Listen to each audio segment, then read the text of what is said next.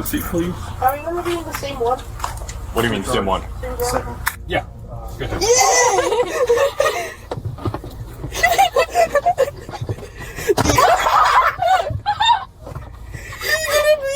Oh my god.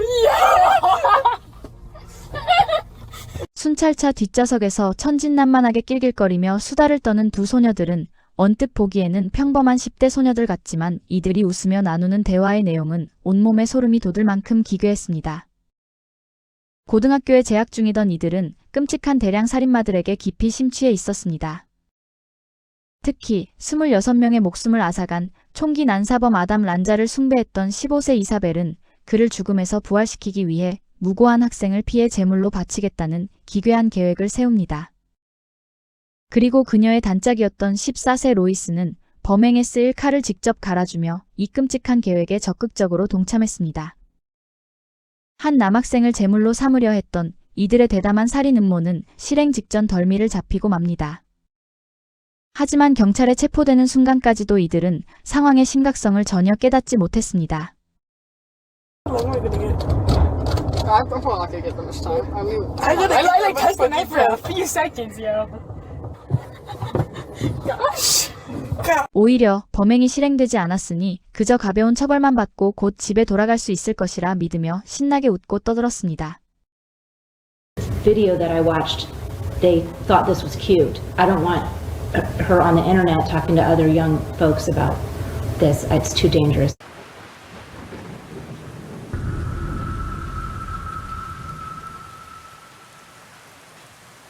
(2026년 1월 22일) 목요일 밤 11시 30분 레이크 브렌틀리 고등학교 관계자들에게 긴박한 익명의 제보가 접수되었습니다. 메시지의 내용은 충격적이었습니다. 학교의 짐이라고 불리는 학생이 있으며 그가 바로 다음날 아침 어느 한 학생을 살해할 계획을 세우고 있다는 것이었습니다. 학생의 안전과 직결된 살인 예고였기에 수사기관은 즉각 비상체제에 돌입했으며 사안의 엄중함을 고려해 초기부터 매우 심각하게 수사를 진행했습니다. 하지만 수사관들은 제보 내용을 확인하자마자 지미가 누구를 가리키는지 곧바로 파악할 수 있었습니다. 최근 해당 학교를 대상으로 한 위험 및 허위 신고 사건과 관련해 경찰 조사 선상에 올랐던 인물이 있었기 때문입니다. 확인 결과 지미라는 가명 뒤에 숨은 인물의 진짜 정체는 15세 소녀 이사벨 발떼지였습니다. The Seminole County, where a school was put on a code red today. That's right. It's happening at Lake Brantley High School after a tip was received about a possible threat. If you're not familiar, that's on Sand Lake Road in Altamont Springs. Chopper 2 is live over the scene right now, where law enforcement has come down on the campus in the middle of the school. 학교에 신고가 들어왔지만 그것은 확인되지 않은 위협이었습니다. 올터먼트 스프링스 경찰과 세미놀 카운티 공립학교 측은 코드 레드가 해제된 직후 통지문을 보내 이것이 허위 제보였음을 학부모들에게 알렸습니다. 제보에서 암시했듯이 이사벨은 경찰에 알려지지 않은 인물이 아니었습니다. 그녀는 지난 2주 동안 최소 3차례에 걸쳐 경찰에 학교에 활동 중인 총격범이 있거나 있을 것이라고 허위 신고 전화를 직접 걸었거나 그 사실을 알고 있었던 것으로 여겨집니다. 다음 날 아침 2명의 형사가 레이크 브렌틀리 고등학교에 출동하여 보안 요원의 협조 아래 이사벨을 교무실로 불러냈습니다. 수사관들은 처음에는 최근 발생한 허위 신고 사건들에 대해 이야기를 나누고 싶다며 완곡하게 접근했으나 이내 이사벨이 그날 계획했던 일을 이미 파악하고 있다는 사실을 분명히 했습니다. 이어 수사관들이 오늘 누군가를 살해할 계획을 세우고 있었던 것은 아닌지 정면으로 묻자 이사벨은 돌연 울음을 터뜨리며 자신이나 다른 학생을 해칠 생각을 하고 있었음을 시인했습니다. 그녀는 스스로에게 문제가 있는 것 같다며 도움이 필요하다고 호소했고 자신의 머릿속을 채운 어두운 생각들로부터 벗어날 수 있도록 의사에게 데려가 달라고 요청했습니다. 하지만 경찰은 이사벨의 자백과 호소 뒤에 그녀가 밝힌 것보다 훨씬 더 치밀하고 구체적인 계획 범죄의 정황이 숨겨져 있다고 판단했습니다. 사건의 위험성을 간과할 수 없었던 경찰은 사안의 중대성을 고려하여 현장에서 그녀를 체포하기로 결정했습니다. Isabel? Yeah. You do me a favor and try to stand up, have your hands behind your back.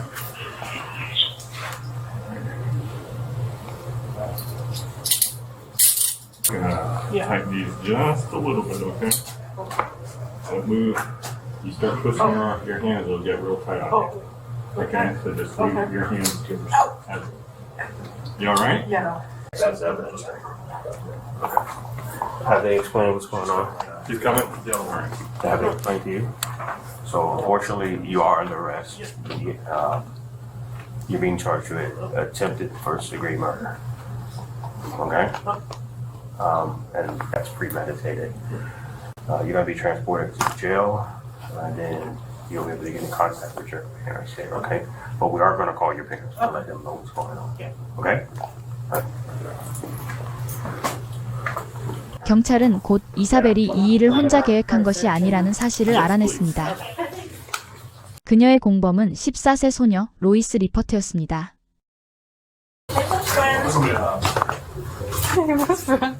We're gonna kiss them? Yes. Oh, it's teacher. Teacher, we're good.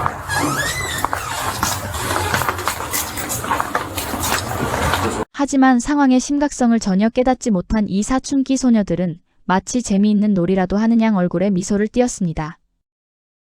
그리고 차가운 수갑이 채워진 채 경찰의 손에 끌려 학교 밖으로 연행되었습니다. 심각한 살인미수 혐의로 체포된 피의자 신분이었지만 이들에게 상황의 엄중함 따위는 보이지 않았습니다.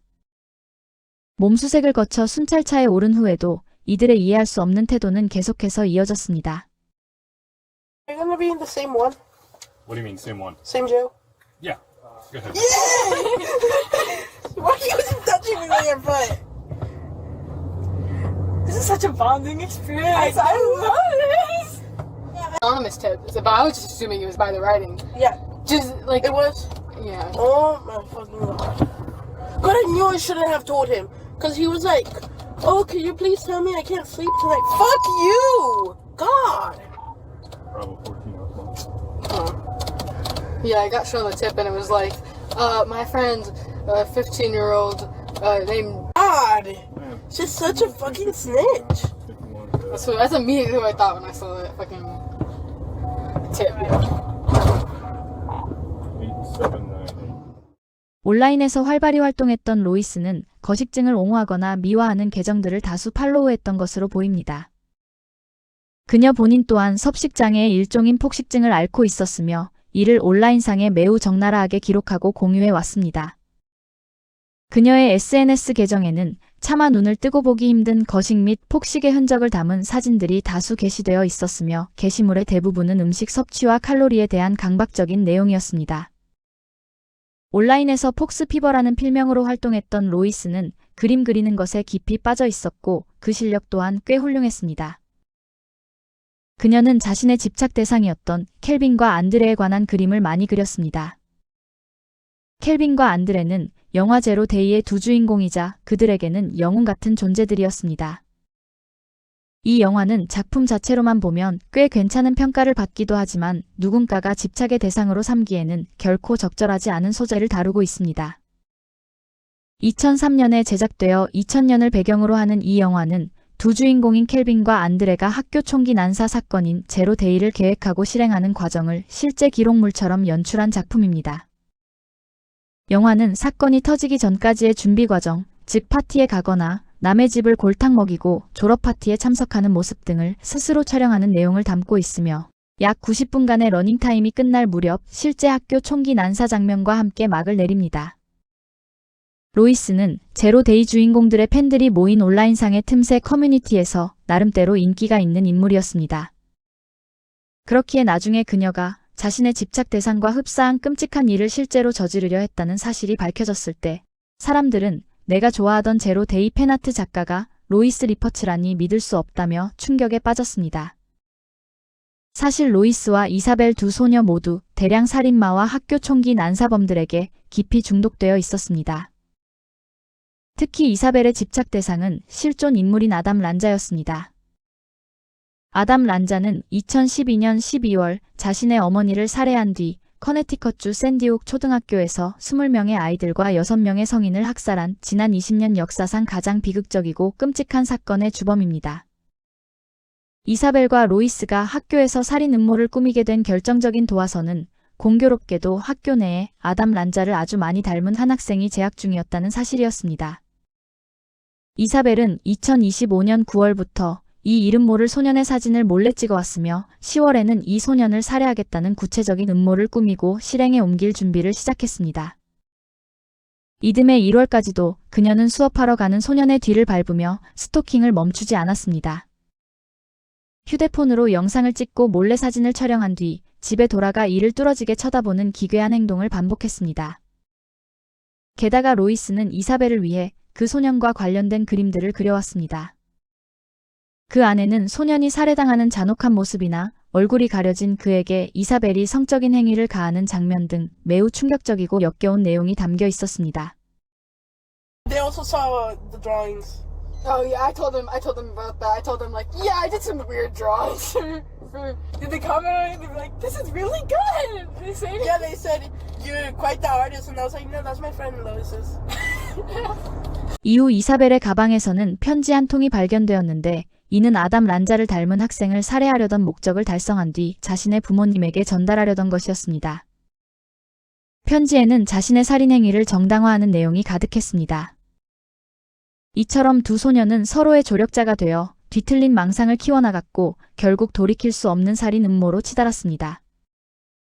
이사벨이 아담 란자를 닮은 학생을 죽여야 한다고 굳게 믿었던 이유는 그를 제물로 삼아 피해 유대를 맺으면 실제 아담 란자가 무덤에서 부활할 것이라고 믿었기 때문입니다.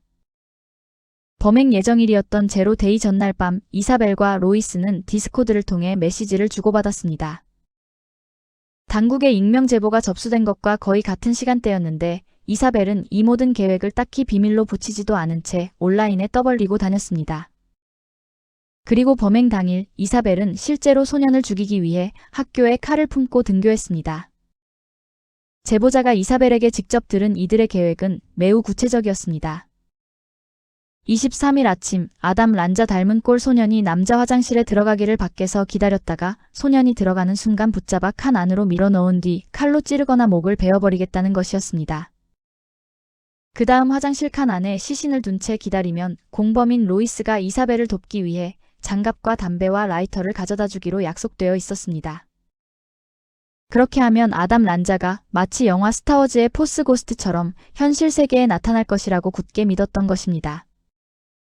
이날 레이크 브렌틀리 고등학교에서 실제로 벌어질 뻔했던 이 끔찍한 참극은 다행히 정의로운 제보자의 신고 덕분에 미수에 그쳤습니다.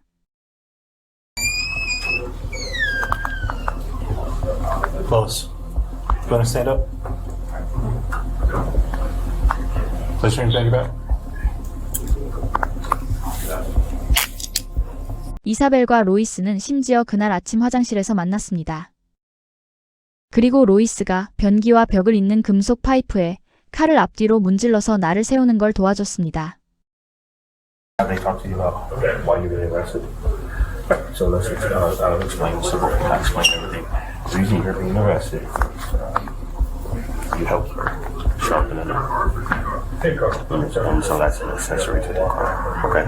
Then you'll be able to get in contact with your parents. Well, we are going to contact your parents and let them know what's going on. Okay?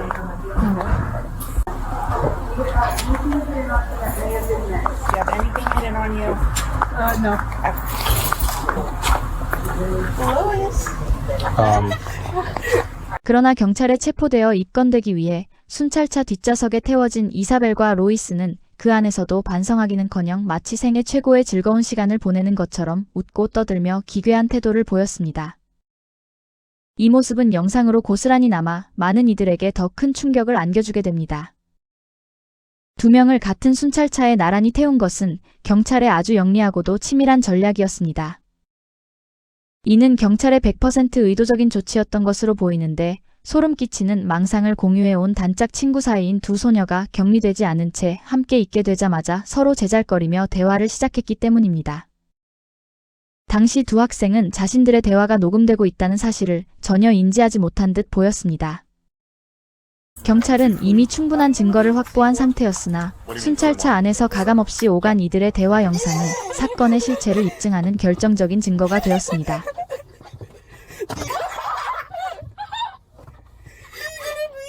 Oh my god. Should have done it in the morning. Yeah. Dude, he was right there. I was following behind him.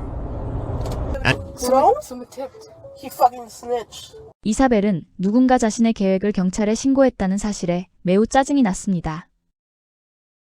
Dude, they took away my chocolate. No! I was able to eat like a part of it, like a part of the big bar, Oh my god. but then that's it.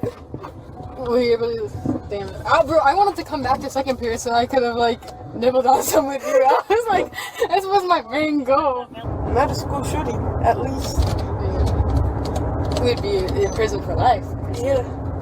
How long am I gonna get?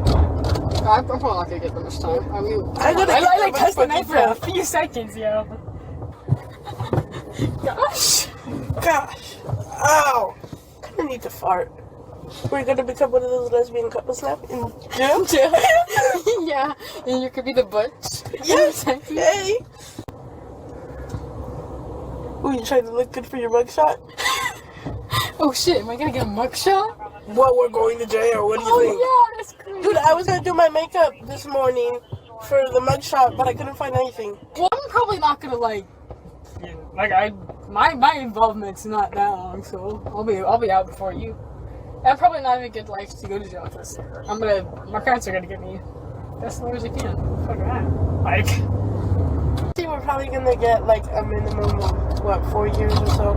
I'm not getting 4 years. Yes, you are. You helped. Dude, that was like, I'm not getting that. I'm not doing that. Gonna be away for that long. Wait, low-key, probably a good thing you didn't actually end up doing anything. Such a bonding experience. I love this. At least we're going to the same place. Yeah, I did not expect us to let us like go in the same car and shit. Don't complain. Yeah, I'm not complaining at all. 실제로 아무런 범행을 저지르지 않았기에 금방 풀려날 것이라는 소녀들의 예상과는 달리 검찰은 두 사람 모두에게 1급 살인 미수 혐의를 적용했습니다. 특히 사안의 중대성을 고려하여 이들은 미성년자가 아닌 성인과 동일한 기준으로 기소되었습니다. 재판 과정에서 두 소녀는 무죄를 주장했으나 판사는 이들의 보석 신청을 단호히 기각했습니다. 심리 도중 로이스의 부모가 증언대에 서서 엄격한 감시 아래 재판이 시작할 때까지 집에서 딸을 보호하겠다며 선처를 호소하기도 했습니다. 하지만 판사의 판단은 확고했습니다. 순찰차 안에서 나눈 대화 영상에 드러난 이들의 비정상적이고 잔혹한 태도를 고려할 때 두 소녀 중 누구라도 사회로 돌려보내는 것은 공동체에 너무나 큰 위협이 된다고 판결한 것입니다.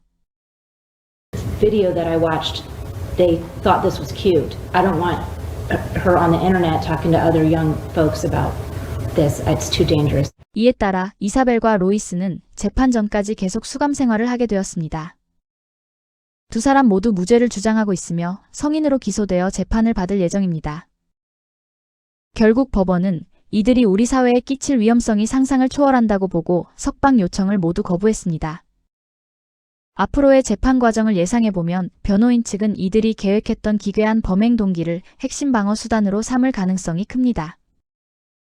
일반적인 상식으로는 이해하기 힘든 행동인 만큼 이를 정신 건강상의 문제로 연결해 최대한 형량을 낮추려는 전략을 펼칠 것으로 보입니다. 물론 검찰과 적절히 협상하여 혐의를 일부 인정하는 대신 10년에서 20년 정도의 확정형을 받는 시나리오도 생각해 볼 수 있습니다. 하지만 이번 사건이 사회에 준 충격이 워낙 컸고 대중의 공분을 사고 있어 검찰 측에서도 타협하기보다는 엄중한 처벌을 요구하며 강경하게 대응할 확률이 높습니다.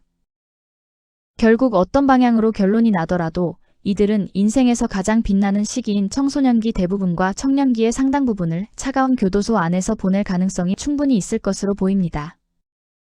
그만큼 이들이 저지른 잘못의 무게와 사회적 책임이 결코 가볍지 않기 때문입니다.